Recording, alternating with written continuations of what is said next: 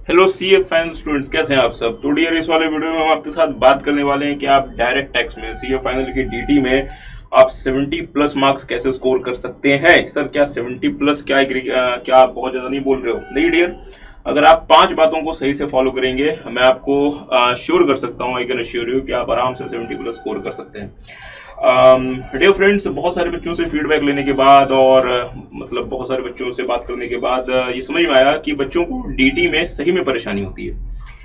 इस वाली वीडियो को बनाने का ऑब्जेक्टिव यही था कि थोड़ा सा आपके साथ बात की जाए कि डीटी को आप सही तरीके से कैसे प्रिपेयर करें कि अगर अगर आप चाहें तो 70 प्लस तो स्कोर हो ही जाएगा, और अगर 70 प्लस लेट से अगर नहीं भी क्रॉस हुआ तो साहब एग्जामिशन तो आई जाएगी। तो सवाल बनता है, सर डीटी में क्यों हमें सीए फाइनल में परेशानी होती है, या फिर हम अच्छे मार्क्स क्यों स्कोर नहीं कर पाते।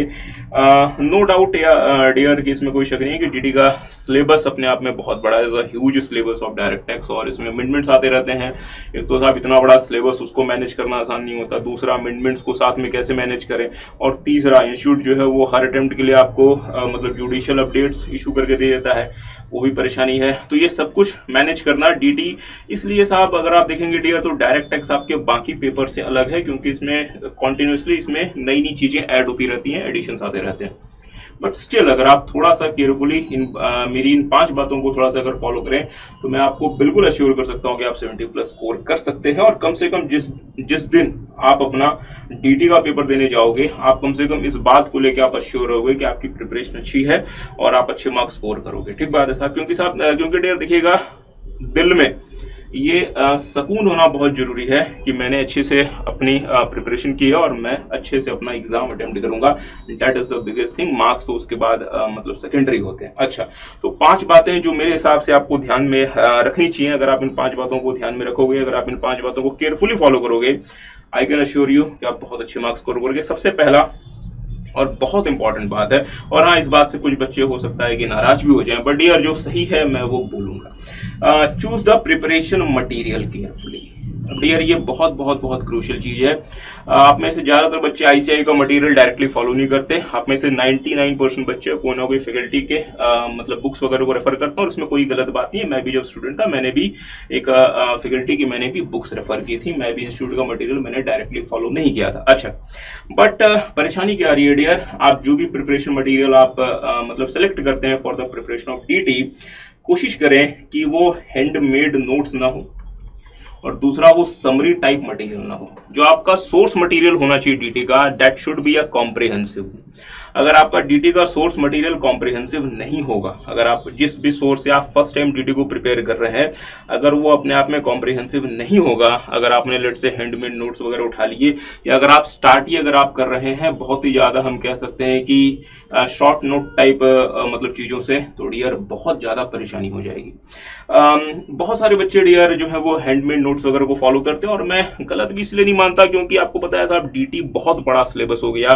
पिछले कुछ सालों में तो डीटी और बहुत ज्यादा बड़ा हो गया, तो सर इतना बड़ा सिलेबस कैसे मैनेज होगा। तो जो बच्चे हैंडमेड नोट्स वगैरह या जो बच्चे शॉर्ट नोट्स वगैरह फॉलो करते हैं for the very first time preparation, उनका आर्गुमेंट होता है सर कि इतना बड़ा सिलेबस है, तो अगर हम कॉम्प्रिहेंसिव बुक्स फॉलो करें तो पता नहीं कितने हजार पन्नों में ये किताब चली जाएगी, तो हम तो इसको मैनेज ही नहीं कर पाएंगे, हम तो रीड ही नहीं कर पाएंगे, रिवाइज भी नहीं कर पाएंगे। आप सब ये सारी बातें बिल्कुल सही है, और मैं अगेन जैसा कि मैं कह रहा हूं कि मैं इस चीज को बहुत ज्यादा गलत नहीं मानता। बट अगर आप डियर थोड़ा सा मेरी बात पे ध्यान दीजिएगा, इंस्टीट्यूट का डीटी का पेपर और इवन सारे के सारे सिलेबस का पेपर का पैटर्न और मैकेनिज्म चेंज हो रहा है। आपको पता है साहब नए सिलेबस में आपके सब्जेक्ट्स भी कम हुए हैं, और डेप्थ जो है वो बढ़ रही है, और फ्यूचर में भी उम्मीद है कि बढ़ेगी। So it is very high time कि आप जो अपना मटेरियल जो आप चूज करते हैं for the preparation of DT, अगर आप बिल्कुल फर्स्ट टाइम डीटी का प्रिपरेशन कर रहे हैं डियर, तो जो सोर्स मटेरियल होना चाहिए आपके डीटी का वो थोड़ा सा कॉम्प्रिहेंसिव होना चाहिए। अगर आप किसी भी टीचर की बुक वगैरह रेफर नहीं करते, अगर आप इंस्टीट्यूट का मटेरियल रेफर करते हैं, दैट इज बेस्ट। आप इंस्टीट्यूट का मटेरियल भी रेफर कर सकते हैं, क्योंकि अगर आप इंस्टीट्यूट का भी मटेरियल अगर आप प्रिंट करवा के लेकर आओगे, वो भी करीबन 2000 के आसपास पन्नों का आपका स्टडी मैट है आईसीए का। बट मैं आईसीआई का मटेरियल डायरेक्टली बच्चों को रेफर करने क्यों नहीं कहता, क्योंकि साहब वो मटेरियल अनस्ट्रक्चर्ड है, वो मटेरियल फुली स्ट्रक्चर्ड नहीं है। हाँ, इसमें कोई शक नहीं है कि पिछले कुछ सालों में इंस्टीट्यूट ने अपने मटेरियल को इंप्रूव किया है, बट स्टिल आज भी वो मटेरियल 100% स्ट्रक्चर्ड मटेरियल नहीं है। अब इसके पीछे क्यों ऐसा है, इसके पीछे कभी बाद में जाएंगे, बट अगर आप कोई और भी अगर आप बुक्स ना रेफर करें तो कम से कम आईसीआई का मटेरियल जरूर से रेफर करें। और आप जो भी किताबें, जो भी इंस्टीट्यूट या जिस भी फैकल्टी की आप यूज कर रहे हैं, अगर आप और कोई बुक यूज नहीं करना चाहते, क्योंकि साहब बेयर एक्ट तो यूज करना पॉसिबल नहीं है, तो कम से कम आईसीआई का जो मटेरियल है उसका कम से कम प्रिंट आउट अपने पास जरूर से रखें। और जो भी आप पढ़ रहे हैं उसको आईसीआई के मटेरियल के साथ भी क्रॉस वेरीफाई करते हैं। ऐसा ना हो कि आप जिस मटेरियल पे अपना पूरा का पूरा फोकस करके अपनी प्रिपरेशन कर रहे हैं, उस मटेरियल में हो सकता है कंटेंट जो है वो बहुत कम है कंपेयर टू आईसीआई मटेरियल। इससे बहुत परेशानी हो सकती है साहब। अच्छा, तो अगर आप कॉम्प्रिहेंसिवली अपना मटेरियल चूज नहीं करते तो इसमें बहुत बड़ी बड़ी परेशानी हो सकती है। सबसे पहला इशू क्या आएगा कि आपको सिलेबस का प्रॉपर नॉलेज नहीं होगा, आपको यही नहीं पता चलेगा कि आपका सिलेबस सही में, आपका सिलेबस कितना बड़ा था, उसमें क्या क्या कंटेंट था, क्योंकि आपने उसको कभी भी उस पॉइंट ऑफ व्यू से पढ़ा ही नहीं। दूसरा, अगर पेपर थोड़ा सा भी लीक से हट के आता है तो आपके लिए उस पेपर को अटेम्प्ट करना बहुत मुश्किल हो जाएगा। और तीसरा, जो सबसे इंपॉर्टेंट, मतलब एक बहुत इंपॉर्टेंट इशू है साहब, कि आप केस लॉस को आप एग्जाम में इंटरप्रेट नहीं कर पाएंगे और उसका एनालिसिस और उसका आंसर नहीं कर पाएंगे। So very first thing, choose the preparation material carefully, और बिल्कुल ही हैंडमेड नोट्स या फिर समरी टाइप चीजें बिल्कुल फर्स्ट टाइम प्रिपरेशन के लिए ना फॉलो करें। That is my recommendation, rest depends upon you, आप जैसा भी चाहे आप कर सकते हैं। दूसरा, understand the significance of case laws. अब डियर, ये भी बात थोड़ा सा जो है वो बच्चे इतना ज्यादा फॉलो नहीं करते।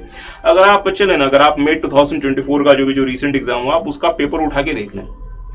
केस लॉस में मैं पता नहीं मैंने कितने बार बच्चों को बोल दिया केस लॉस, बट बच्चे स्टिल ज्यादा इसको फॉलो नहीं करते, but I don't know why. Any how, हमारा काम है डियर, हम आपको बार बार जो है वो मतलब रास्ता दिखा सकते हैं। केस लॉस इंस्टीट्यूट एग्जाम में दो तरीके से पूछता है। एक होता है डायरेक्ट केस लॉस क्वेश्चंस।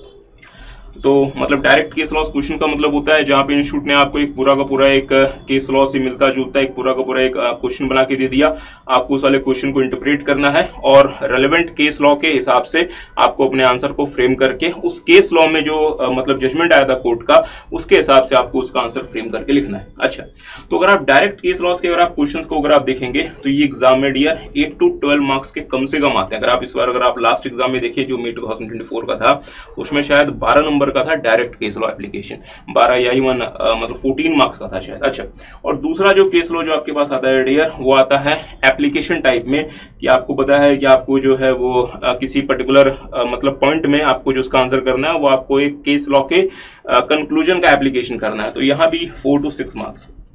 तो अगर आप कंजर्वेटिव भी होगी, अगर आप इसको देखें तो 15 से लेकर 20 मार्क्स का पेपर जो होता है हर अटेम्प्ट में वो केस लॉस का होता है। हम हर अटेम्प्ट के लिए आपके लिए केस लॉस की बुक रिलीज करते हैं और हम आपके लिए केस लॉस की वीडियो रिलीज करते हैं।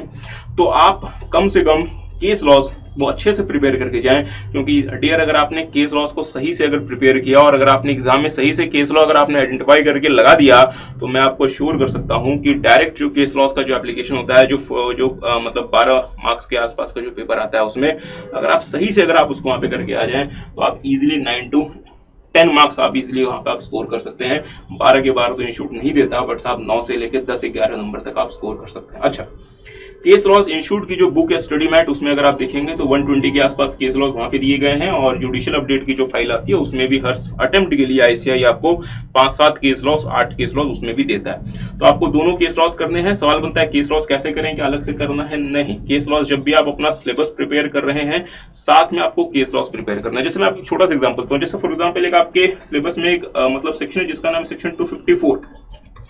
अच्छा, रेक्टिफिकेशन बाय ITAT, इसमें एक पार्ट है इसका रेक्टिफिकेशन बाय ITAT, मतलब ITAT कब कब जो है वो रेक्टिफिकेशन कर सकता है। अब रेक्टिफिकेशन बाय अगर आप ITAT में देखेंगे तो वहां पे 5-6 केस लॉस हैं। तो आपको जब भी आप उन केस लॉस को पढ़ रहे हैं तो सेक्शन 254 के साथ में पढ़ लें, अलग से आपको केस लॉस नहीं पढ़ना, ताकि केस लॉस के साथ वो जो मतलब प्रोविजन होता है वो भी ज्यादा बेहतर तरीके से आपको उसकी क्लैरिटी आती है। अच्छा, so it is very important कि आप केस लॉस को अच्छे से करें, और केस लॉस आप तभी एग्जाम में इंटरप्रेट कर पाएंगे और उसको सही से लिख पाएंगे, क्योंकि डियर एग्जाम में जो केस लॉस आते हैं वो 4-5 मार्क्स का एक केस लॉ होता है। अगर आप उसमें कंटेंट नहीं लिखेंगे, सिर्फ और सिर्फ आपने केस लॉ का मान लीजिए आपने नाम आइडेंटिफाई कर दिया कि हाँ ये केस लॉ, अगर आप उसका नाम लिख कर आ गए और उसके रेफरेंस में अगर आप सिर्फ 1-2 लाइनें लिखते हैं, मतलब प्रॉपर एक्सप्लेनेशन अगर आप उसकी नहीं करते, तो 5 में से या 4 में से कोई 1-1.5 नंबर मिलेगा, ज्यादा मार्क्स नहीं देता इंस्टीट्यूट। अच्छा, सो पहला क्या था, प्रिपरेशन मटेरियल अच्छे से केयरफुली सिलेक्ट करें, और दूसरा केस लॉस को के सिग्निफिकेंस को समझें। ऐसा ना सोचें कि साहब 10, 12, 14 नंबर के केस लॉस हैं या 100 केस लॉस कौन करे, तो इससे अच्छा है कि हम केस लॉस को छोड़ देते हैं, ऐसा ना करें।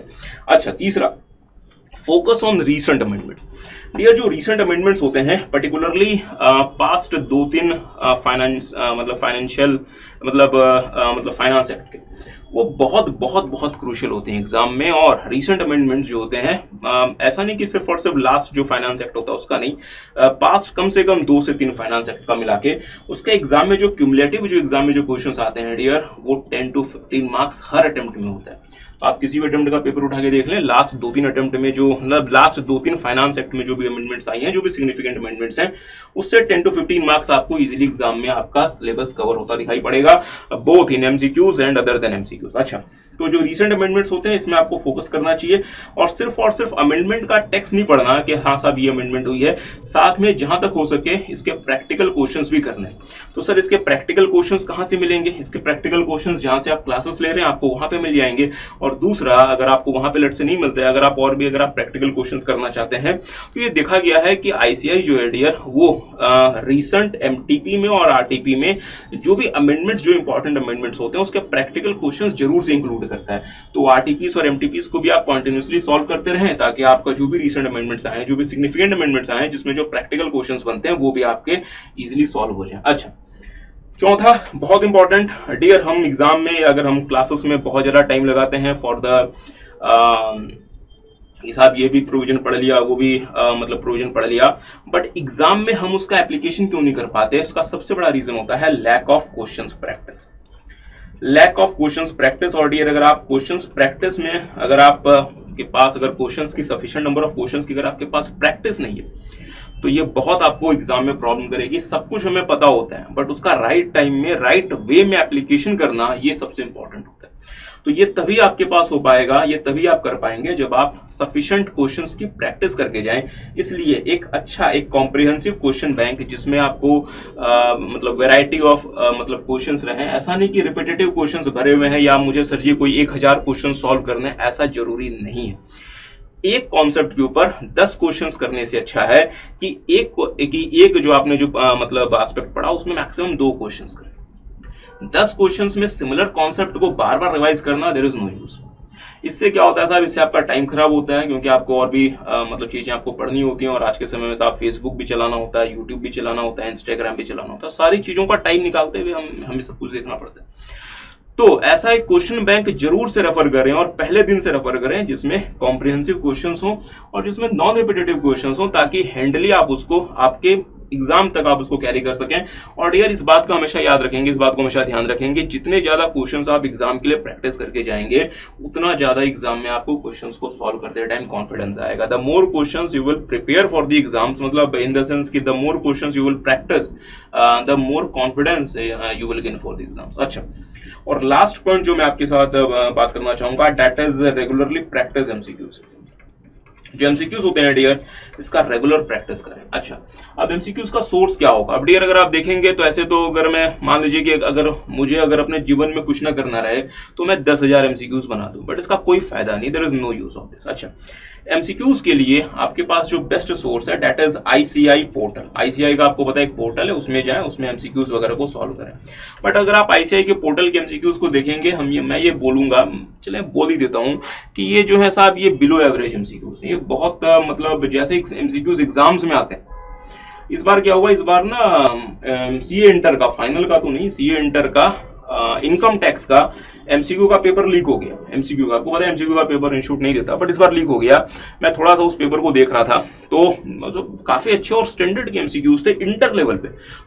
तो मैं ये सोच सकता था कि फाइनल लेवल पे फिर इनका लेवल और क्या होता होगा। बट अगर आप इंस्टीट्यूट का पोर्टल देखेंगे उसमें वही मतलब घिसे पेटे एमसीक्यूज हैं, बट स्टिल कुछ ना होने से वो बेहतर है, कम से कम उसकी प्रैक्टिस करें।